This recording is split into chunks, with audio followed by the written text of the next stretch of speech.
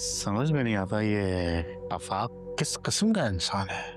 मतलब इतनी खूबसूरत बीवी उसे मिल गई है, फिर भी कोई कदर ही नहीं है उसे।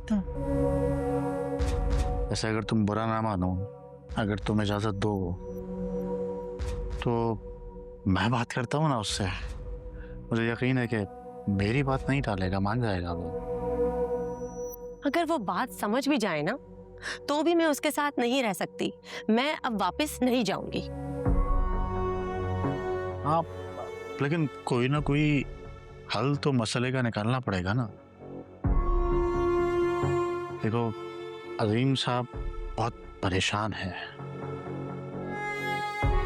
माना के ससुर हैं, लेकिन बाप की तरह अजीज है मुझे वो। मुझे उनसे कोई हमदर्दी नहीं है, बल्कि वो मेरे गुनहगार हैं, मुजरिम है वो मेरे।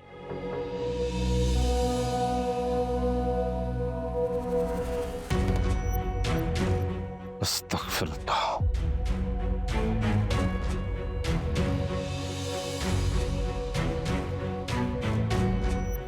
हाजरा, आओ मैं तुम्हें लेने आऊं। ये आफाक बेटा, आओ ना, बैठो बैठो, आज बेटा तुमने अगर आना ही था तो आयशा और हाजरा के साथ ही आ जाते। मैं हाजरा को लेने आया हूं खाला। इतनी रात को ये अकेली रिक्शे पर कैसे आती, ये सोचकर मैं इसे लेने आ गया हूं। बेटा हम सब ने अभी खाना नहीं खाया, तुम भी हमारे साथ बैठ के खाना खा लो। नहीं, अभी मुझे जल्दी है। आओ हाजरा। आफाक, एक मिनट बैठो तो सही, दो चार बातें ही कर लेते हैं यार। मैंने कहा ना कि अभी मेरे पास वक्त नहीं है।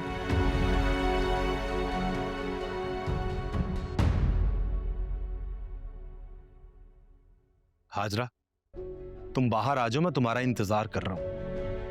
आफाक बेटा, क्या जल्दी है, खाना तो खा कर जाओ। अंकल, मैं यहां पर सिर्फ अपनी बीवी और अपनी बेटी को लेने आया हूं।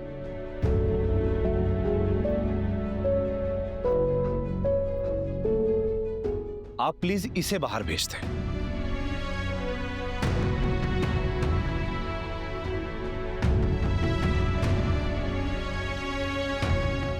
अम्मी,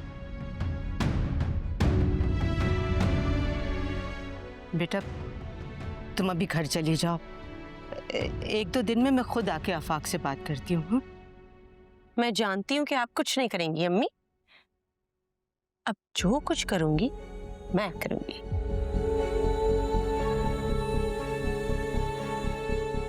अब देखिएगा। आयशा, आयशा,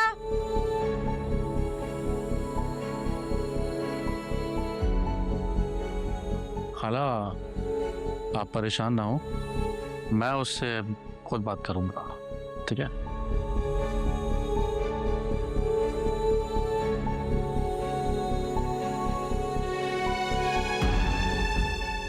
नहीं बेटा,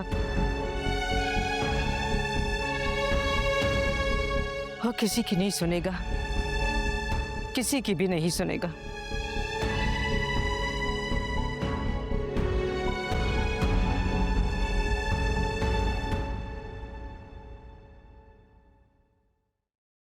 वैसे आफाक ने ना ये बिल्कुल ठीक नहीं किया। कम से कम उसे अब्बू के सामने तो ये रवैया नहीं इख्तियार करना चाहिए था। अम्मी ने तो रो रो कर अपना बुरा हाल कर लिया। ये बहुत ही बदमिजाज किस्म का इंसान है हाजरा का शौहर। मेरा दिल चाह रहा था कि गरेबान पकड़कर दो लगाऊं उसको मैं, मगर वो हाजरा का सोचकर खामोश हो गया मैं। वैसे हामिद, आपने वाकई में बेटा बनकर दिखाया। मैं तो सोच के भी घबरा जाती हूँ कि अगर कहीं आप भी आफाक की तरह होते तो हमारा क्या बनता। शाजिया, एक नजूमी को अपना हाथ दिखाया। अच्छा, पता है उसने क्या कहा? क्या कहा?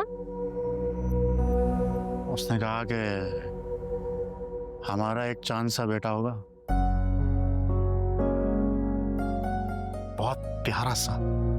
सच में ऐसा कहा? हाँ हाँ बिल्कुल। वैसे मैं नजूमियों की बात पर भरोसा नहीं करता, लेकिन उसकी ये बात सुनकर दिल को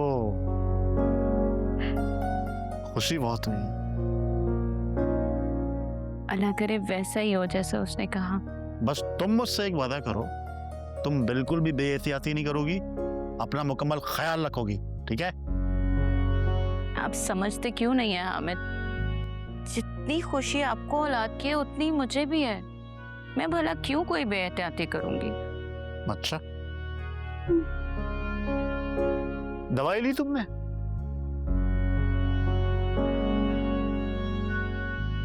देखा, इसे कहते हैं बेएहतियाती। अच्छा तुम रुको,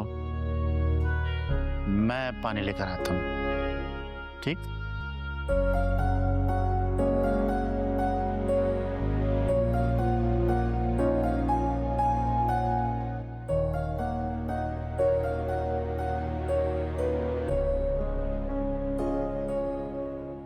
दफा हो जाओ यहाँ से, हर वक्त मेरे सर पे सवार रहती हो।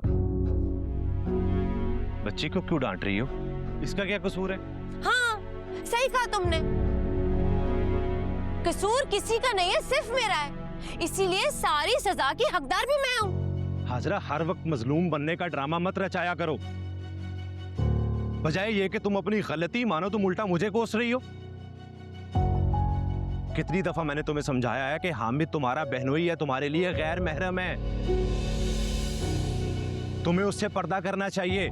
मगर उससे पर्दा करना तो दूर की बात, तुम तो उसके साथ राजो न्याज की बातें करने में मसरूफ थी। अपनी शौहर की इज्जत का एहसास नहीं है तुम्हें? तुम्हारी सोच ही गंदी है आफाक अहमद। तुम अपने अंदर की गंदगी को मजहब की आड़ में छुपाने की कोशिश मत करो। हामिद भाई कोई गैर नहीं है, हमारे लिए वो सबसे बढ़कर है। असल बात तो ये है कि तुम उनसे जलते हो, तुम्हें अपना आप उनके सामने बहुत छोटा लगता है, इसीलिए तुम करते हो ऐसी बातें। हाजरा,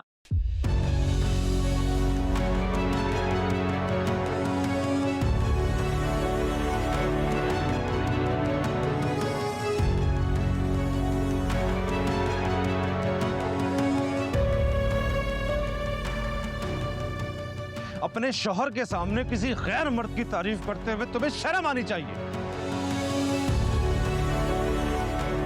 एक बात कान खोल कर सुन लो, तुम अपने माँ बाप के घर में तुम जैसे भी रहती थी, जो भी करती थी, मैं नहीं जानता,